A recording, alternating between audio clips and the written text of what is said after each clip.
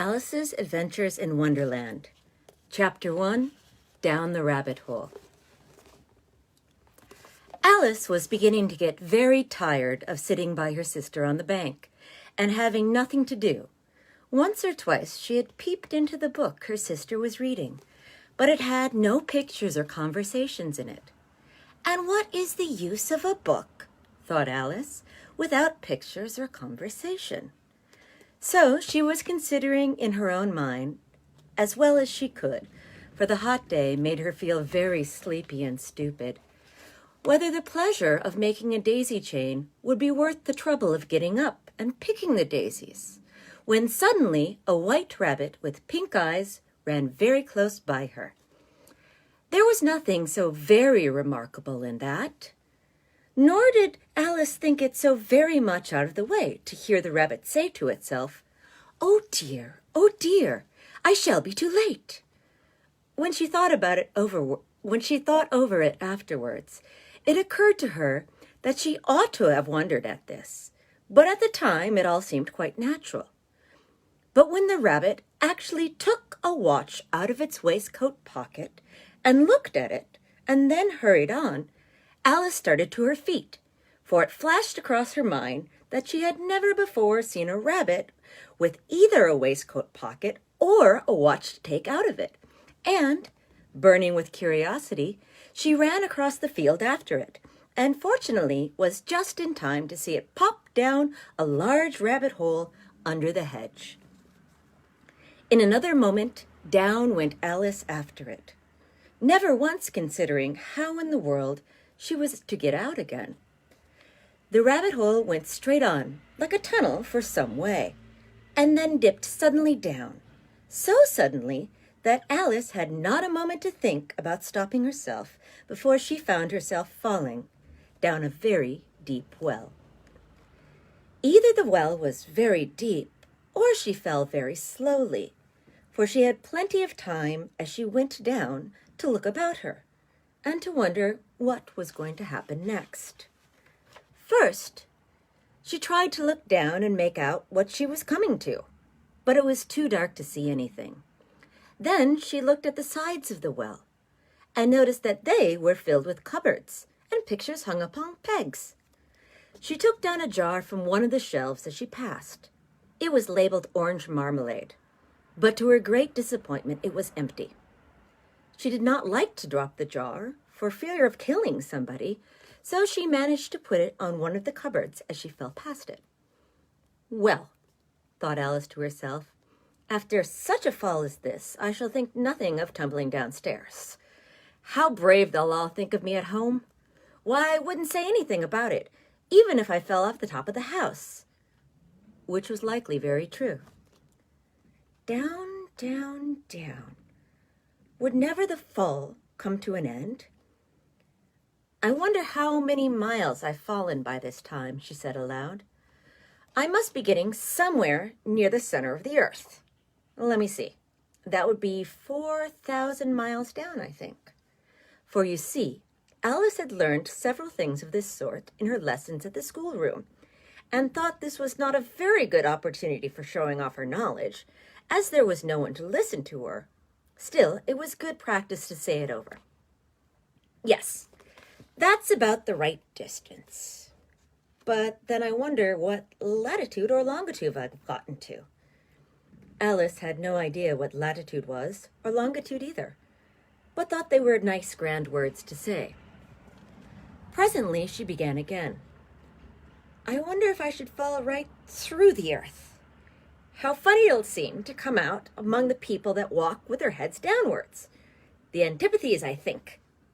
She was rather glad there was no one listening this time, as it didn't sound at all the right word. "But I shall have to ask them what the name of the country is. You know. Please, ma'am, is this New Zealand or Australia?" And she tried to curtsy as she spoke. Fancy curtsying if you're falling through the air. Do you think you could manage it?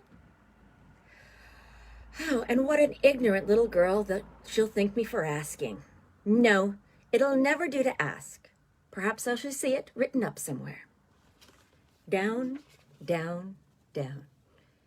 There was nothing else to do, so Alice soon began talking again.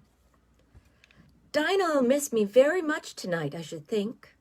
Dinah was the cat. "I hope they remember her saucer of milk at tea time." "Dinah, my dear, I wish you were down here with me." "There are no mice in the air, I'm afraid, but you might catch a bat, and that's very much like a mouse, you know." "But do cats eat bats, I wonder?" And here Alice began to get rather sleepy, and went on saying to herself in a dreamy sort of way, "Do cats eat bats? Do cats eat bats?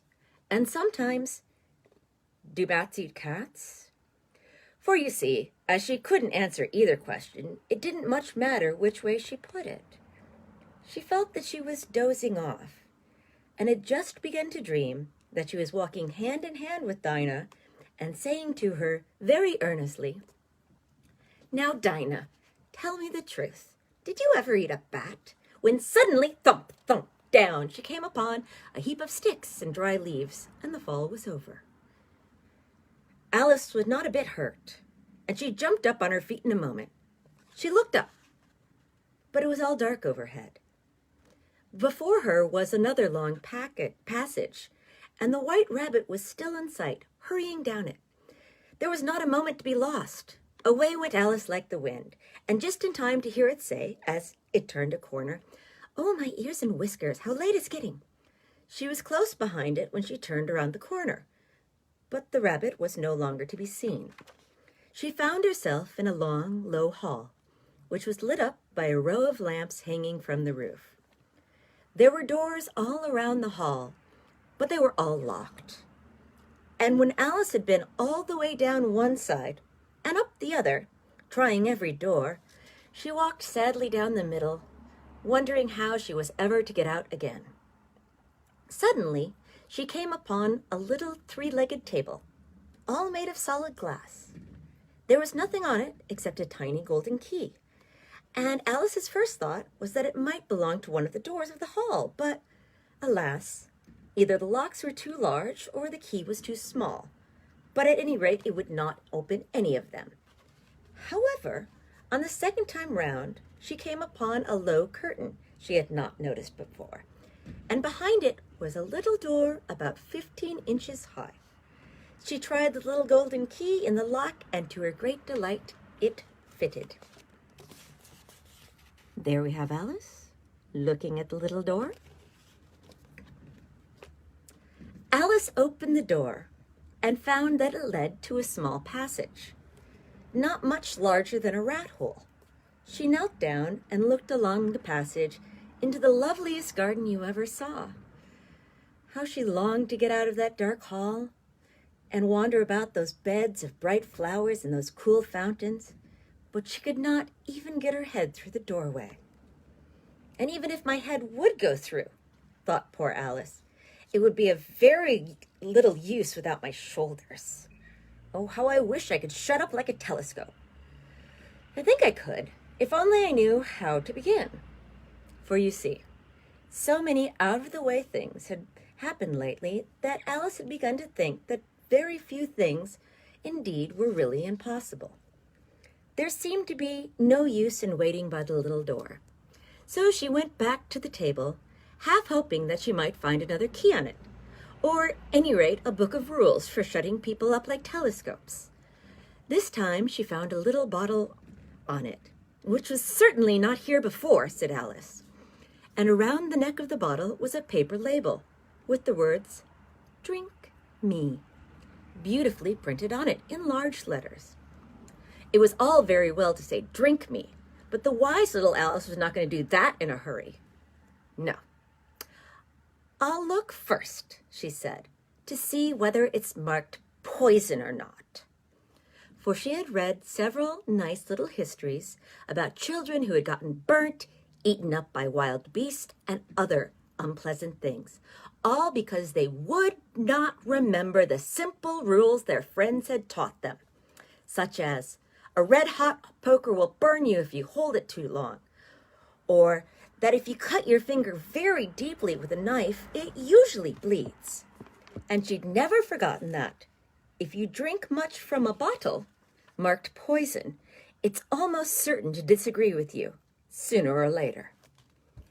However, the bottle was not marked poison, so Alice ventured to taste it, and finding it very nice, it had, in fact, a sort of mixed flavor of cherry tart, custard, pineapple, roast turkey, toffee, and hot buttered toast. She very soon finished it off. "What a curious feeling," said Alice. "I must be shutting up like a telescope." And so it was indeed. She was now only 10 inches high, and her face brightened up at the thought that she was now the right size for going through the little door into that lovely garden. First, however, she waited for a few minutes to see if she was going to shrink any further. She felt a little nervous about this, for it might end, you know, Alice said to herself, in my going out altogether, like a candle. I wonder what I should be like then. And she tried to fancy what the flame of a candle is like after the candle is blown out, for she could not remember ever having seen such a thing. After a while, finding that nothing more happened, she decided on going into the garden at once. But alas, poor Alice, when she got to the door, she found that she had forgotten the little golden key. And when she went back to the table for it, she found she could not possibly reach it. She could see it quite plainly through the glass, and she tried her best to climb up one of the legs of the table, but it was too slippery. And when she had tired herself out with trying, the poor little thing sat down and cried. "Come, there's no use in crying like that," said Alice to herself, rather sharply. "I advise you to leave off this minute." She generally gave herself very good advice, though she very seldom followed it, and sometimes she scolded herself so severely as to bring tears to her eyes. And once she remembered trying to box her own ears for having cheated herself in a game of croquet she was playing against herself, for this curious child was very fond of pretending to be two people. "But it's no use now," thought poor Alice, "to pretend to be two people. Why, there's hardly enough left of me to make one respectable person." Soon her eye fell on a little glass box that was lying under the table. She opened it and found in it a very small cake, on which the words, "Eat me," were beautifully marked in currants. "Well, I'll eat it," said Alice, "and if it makes me grow larger, I can reach the key. And if it makes me grow smaller, I can creep under the door. So either way, I'll get into the garden, and I don't care which happens." She ate a little bit, and anxiously to herself said, "Which way? Which way?" holding her hand on the top of her head to feel which way she was growing. And she was quite surprised to find that she remained the same size. To be sure, this generally happens when one eats cake. But Alice had gotten so much into the way of expecting nothing but out-of-the-way things to happen that it seemed quite dull and stupid for life to go on in the common way. So she set to work and very soon finished off the cake. And that is where Chapter 1 ends. See you tomorrow.